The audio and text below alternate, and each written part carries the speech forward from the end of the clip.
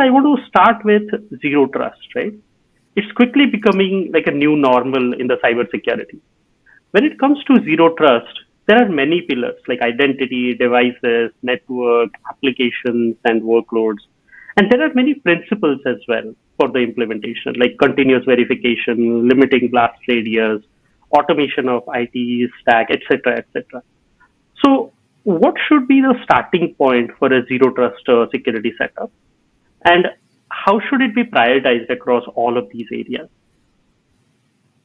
So I think one of the core principles behind zero trust is the original terminology that was applied to it, which is deperimeterization.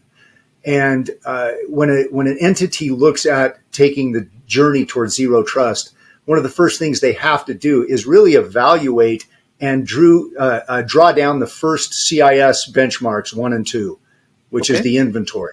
Without that inventory and an accurate assessment of what that inventory implies, you're not going to be able to look at zero trust in a reality base. You're going to be saying, oh, I want to apply a little bit of zero trust in certain places. Once you have an architecture understood, you have your inventory, you know what your infrastructure looks like, what your application environment looks like, then you can start that journey towards zero trust by looking at where you currently have applied perimeters. And those trust perimeters that bring into an implicit trust zone are generally very wide.